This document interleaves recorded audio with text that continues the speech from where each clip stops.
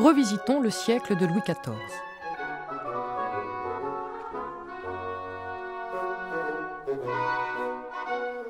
Après un règne de près de 72 ans, le siècle de Louis XIV nous offre des images contrastées.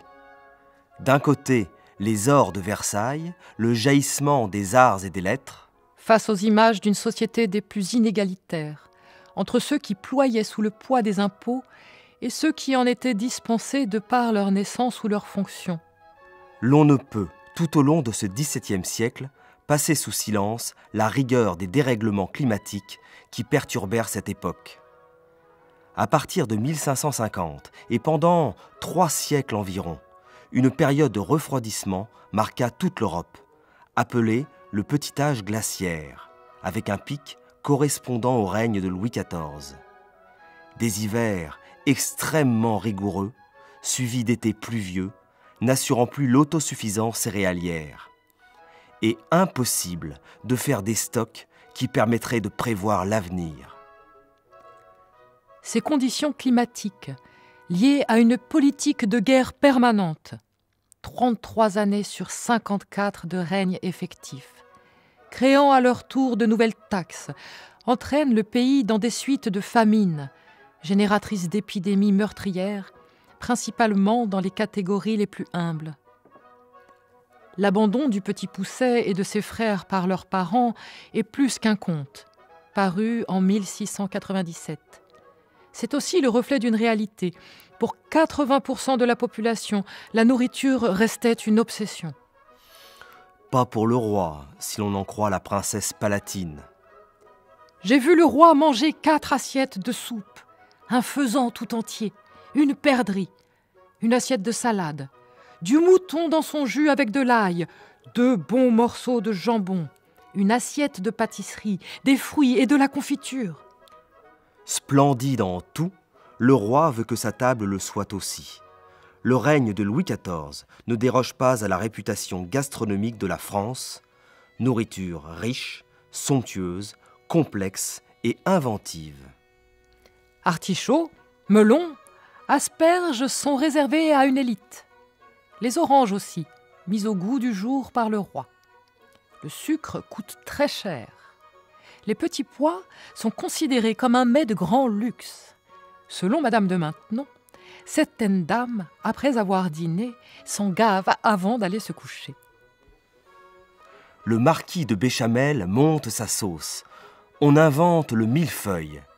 Et la recette des mousses pour permettre de manger sans que l'on ait à assister au spectacle grossier et prosaïque de la mastication. Mais leur restait-il des dents ? Le café devient une des boissons à la mode. La nouvelle liqueur turque est présentée comme un excitant et un remontant pour les hommes. Ce fut Marie-Thérèse d'Autriche qui lança la mode du chocolat en France, après son mariage avec Louis XIV en 1660. La table est dressée. Vous pensez que cette époque avait du bon ? Pour paraphraser La Fontaine dans une de ses célèbres fables, « Selon que vous serez puissant ou misérable », ainsi exprimé par La Bruyère, il y a des misères sur la terre qui saisissent le cœur. Il manque à quelques-uns jusqu'aux aliments. De simples bourgeois, seulement à cause qu'ils sont riches, ont l'audace d'avaler en un seul morceau la nourriture de 100 familles. Louis le Nain, en 1642, nous donne ici, dans ce tableau, famille de paysans, 3 adultes et 6 enfants, dont les pieds nus et les vêtements rapiécés évoquent la simplicité du niveau de vie. Plus proche de la réalité, cet intérieur de Sébastien Bourdon. La masse du peuple vivait surtout de pain grossier et compact, de soupe d'eau et de légumes. Herbes sauvages, pissenlits, orties, racines, navets, panais, joubarbes appelées porrées de chien. Pas de quoi faire une cuisine élaborée. Parfois agrémentée de quelques œufs, galettes de sarrasin ou purée de châtaigne. Le commun du peuple, écrit Vauban en 1688, ne mange pas 3 fois de la viande en un an. Il démontre qu'une organisation rationnelle de l'agriculture permettrait de nourrir toute la population pour peu que les nobles se donnent la peine de mettre leur domaine en valeur. Et Bossuet, face au faste déployé par les grands pour leur plaisir. Il meurt de faim, oui, messieurs, il meurt de faim dans vos terres, dans vos châteaux, dans les villes, dans les campagnes, à la porte et aux environs de vos hôtels. Sans doute aveugle à ces misères, l'évêque de Grasse oppose les pauvres étant nés pauvres ou étant réduits à cette condition par l'ordre de la Providence, ne doivent pas songer à vivre ni abondamment, ni délicieusement. 1693-1694, 2 années terribles, ni délicieuses, ni abondantes. Pour la première fois depuis plus de 30 ans, on revit le pain fait de coquilles de gland ou de fougères, les moissons coupées en verre et les herbes bouillies. On se rabattit sur les chiens, chats et chevaux morts. Le royaume voit son nombre d'habitants diminuer de 1 500 000 personnes, soit 6,8% de la population.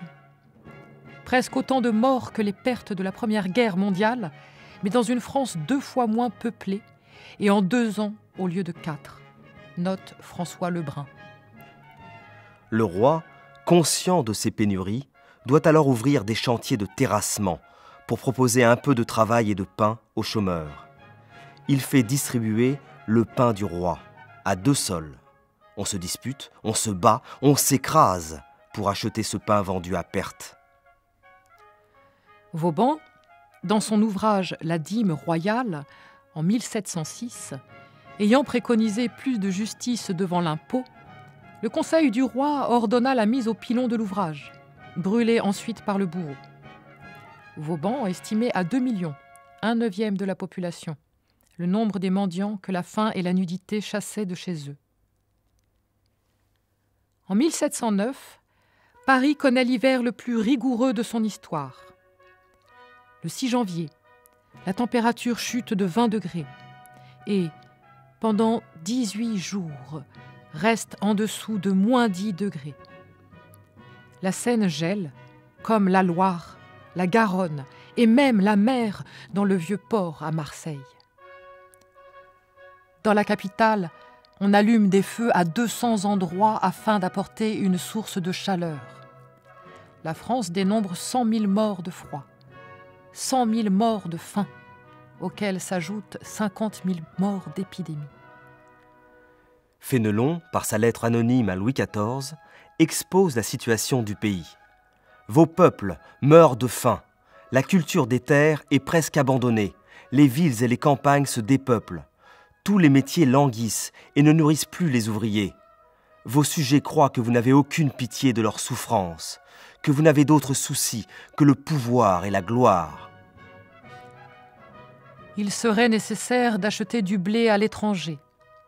Mais les guerres ont épuisé le trésor, en même temps qu'elles affaiblissaient les forces vives de la nation, sans parler des soldats mal payés qui désertent par milliers. Où était passée cette armée de 280 000 hommes qui faisait la fierté du royaume au début du règne? Ils ne sont plus que 70 000. Confié au maréchal de Villars, qui écrit « Hier, pour donner du pain aux brigades que je faisais marcher, j'ai fait jeûner celles qui restaient. » Les banquiers refusant de nouveaux crédits, le roi fait fondre sa vaisselle d'or et cherche à vendre ses pierreries. Un bel exemple à suivre par les courtisans. Mais seulement quand le roi eut annoncé que leur nom serait cité au tableau d'honneur.